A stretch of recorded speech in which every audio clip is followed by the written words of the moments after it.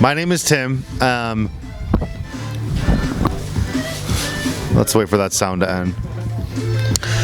My name is Tim. This is Abel Gray's house. This is actually Abel Gray. What's up? My last interview, because this is the most important. I wanted to save it for last. He just waited till I was good and drunk. That's the real question. Exactly. I wanted to catch you off guard. Well, let me look at these questions. So I've had a blast tonight. Your set was fire. Thank you. You impressed me at Space Camp. I appreciate it. You impressed me yet again at your home, which I appreciate you having us. Yeah, absolutely, and man. The pool is awesome. The food is great. The pizza's great. Yeah, man, you can't go wrong with pizza. That gourmet pizza. No, you cannot go wrong with that. And you're set, dude. You literally are bringing art into DJing, and I hope I could see that in a nightclub soon. Yeah, because I think we can find a spot to get you to do that. Yeah, it's just really hard because everything's flash drive and headphones nowadays, which is so easy. It's kind of hard to set up. Walking in with, let me get this drum pad set up, an Ableton Push, a laptop, and then another audio interface to run everything through. I mean, I know you, so I would try to make it happen, but from a talent buyer standpoint, that sounds like a nightmare. Yeah, it's horrible. Even though it's pretty accessible, it didn't seem like too big of a nightmare to switch over. But unless you're something where they're marketing hardcore like that, they don't want to deal with that with venues.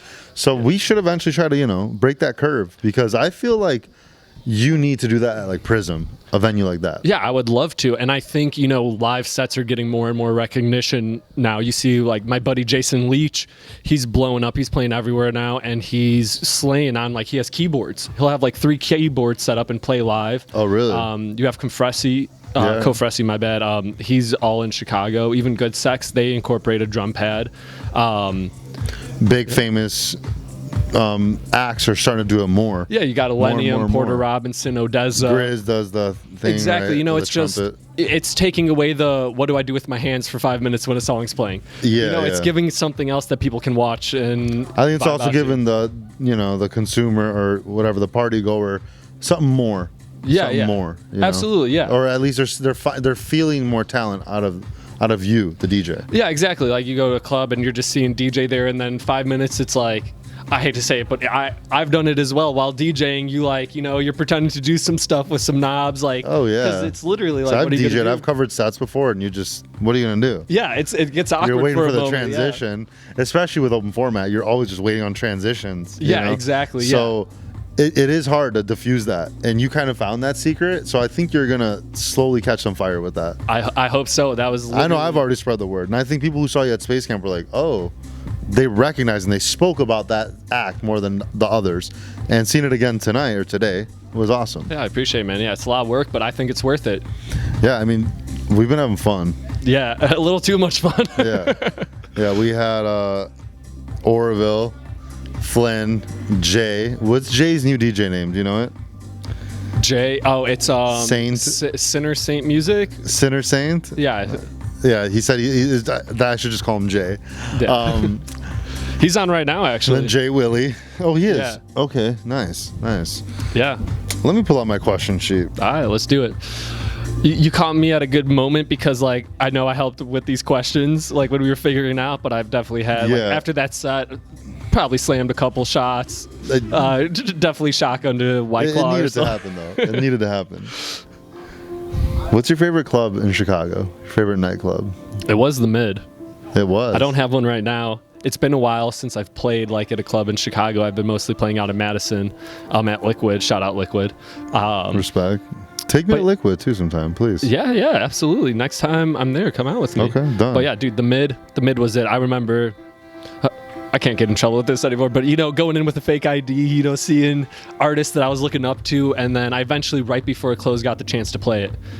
Closed out for Crane and Grant. I threw my 21st birthday at the Mid. Dude, the mid's the Mid. Yeah. If you know, you know. My cousin used my ID to go to the Mid, and the door guys knew me. They're like, "That's Tim, and you're not Tim." And then they just kicked him out and called me to pick up my ID. Dude, the Mid was great. It was the place where you could see all the acts that, because you go to a club and they're doing a good job bringing in people. I like the Mid, but what I've noticed, and sorry to cut you off, by the way, all you DJs have all bought up the Mid. There must have been a way they treat you guys that you like. Have you DJ'd at the Mid? Yeah, right before it closed. Right before it closed, yeah. Fi hooked me up with it. I was supposed to play another party. My set got cut, and then he offered me it. And it was amazing just because, going there for so many years, looking up to it. Right. But it's a different kind of artist. It's not those big names. They're bringing people in that, like, mid-tier that, like, everyone likes. You're not bringing the Marshmello and stuff into the Mid. You got like Oliver and stuff, and Nero was there a couple times. I took my mom to Nero there a couple times. She came with me. Like, it's that good music. It's not that like mainstream. It was like the producers are there. Yeah, I mean I could understand that Yeah. from a standpoint. I mean I like the Mid a lot, but what are you gonna do, man? Places are closed. COVID kind of threw a curveball at us. We lost some places we loved. The places we loved are changing now. It is what it is. Yeah, everything's changing, and that's how it is, though. You got to evolve with it. So you're dropping some music soon. Yeah, I just rinsed out a new idea I have. Beginning of this year, I dropped 6 singles and got remixes from all my buddies. So we dropped all that. But I'm weird. I work a lot. And I'll like grab a bunch of projects, I'll like half finish a bunch of projects, right? And then after a long stretch of time, I'll chill and I'll just work on finishing them. So I got about like 13 songs that I'm sitting on that literally starting after this month, after July. So August, once it starts, I'm just locking myself away, becoming a hermit again, finishing the songs, recording them. So no one's gonna see you. Yeah, straight up. And then, so what streaming service do you use most for that? So which one do you prefer? Well, I've been on labels, a couple of them, and I've released on my own a bunch too. So getting it out to streaming services, that's just distribution. But I'm gonna be a wild card here, and my most used streaming service is Pandora. Really? No one, yeah, right. No one Connor uses Pandora, and I way. thought he was a psycho. Yo, you use Pandora? My man. He uses Pandora so much, and I'm like, cheaper than why? Spotify, right? And Pandora was like at the front of it all. You can't tell me their algorithms aren't good. They started algorithms. They are good though. They're they curate I really don't skip much tracks. Dude, it's the same thing as like Spotify. You can play any song you want, any artist, all that. But yeah, their algorithm, they kicked it off. Why aren't they the best? Yeah, it's interesting because no one said Pandora all day, and even when I saw you write that, I'm like, I thought of Connor. Now that you're saying that, I find you both crazy. Yeah. What's up? And that's Connor Cordone. All right, well, here's a question that also curated by you, but we argued about some of these questions. Yeah, we did. Just hit me with them. Would you rather spend a day with your past self or your future self? Dude, that's tough because I feel like whichever one you like hang out with, you're either going to be giving wisdom or getting wisdom. Do you know what I'm saying? Right, if you're with your right. future self, he's going to tell you this is what you should do. I say past. I don't want to see who I'm going to become. I'd rather give my younger self guidance. I say that and try too. to shape the way I am now. I mean, and stuff might be different, but I'd just be terrified of seeing my future self as like anything what that I if don't it's horrible? expect. Yeah. What if you're just like what if you're just like dying in a studio apartment with like just empty pizza boxes everywhere? Just life is hell. Right? Yeah. No, thank you. Yeah, I agree. Okay, would you rather be royalty 200 years ago or homeless today? I know I helped with this question, but I never had an answer for it. I think maybe royalty 200 years ago. Dude, you could do whatever the hell you wanted. Who's gonna do anything about it? You're in a chateau somewhere or something. But wait, 200 years? To rebuttal it, because I picked royalty 200 years ago, Honest, for the on the same record. page. But to rebuttal it, imagine being homeless right now in San Diego on the beach. You'll always get fed. That's no one in true. California is going to let you starve. Okay, but if you're royalty 200 years ago, you're eating more food than the entire village combined or something, Yeah. I don't Okay, know. My time sold. frame, I'm a little too sold. drunk to figure out time frames right now, but Let me call my friends from 200 years ago because I know so much. You know what? This question has been driving people crazy today. hit me with it. And this one, when you hit me with it, I was shocked. All songs exist, but they are all performed by Pitbull. or only one Pitbull song exists and it's performed by every artist with their own cover interpretation. However you say that. Yeah. This one, I've actually had a 50-50 answer on, just so you know. Really? Oh, really? 'Cause Everyone- I popped up when you were doing Orville, so I heard his answer and I didn't expect it. Most people have all been, 200 years ago, because I've been asking the same questions. But this question's been a 50-50. Where are you at? One song by Pitbull covered by other artists. Because you think of electronic music right now, it's all sampling. Like most of it's sampling, right? Not all of it. A lot of it's production. But you look at dude, Pitbull's gonna make a track, right? And he's gonna have his vocals. Someone's gonna reverse those vocals, chop it up. You're gonna have a Skrillex remix that's gonna bang in the clubs, and it's just gonna not even sound like it. He's gonna be like just some crazy vocal chops. Like, I think you can be more creative with that, and that would really set artists apart more. Because like, what are you doing that's different than someone else just using the vocals On this track? And then you get to hear all your favorite artists that like you like now. Dude, Drake's about to do a cover of a Pitbull track. A Fireball cover. Yeah, Fireball. Now let's In his hear feelings, Lil Wayne's Fireball cover. Yeah, dude, Lil Wayne's just gonna be freestyling In his Fireball. feelings.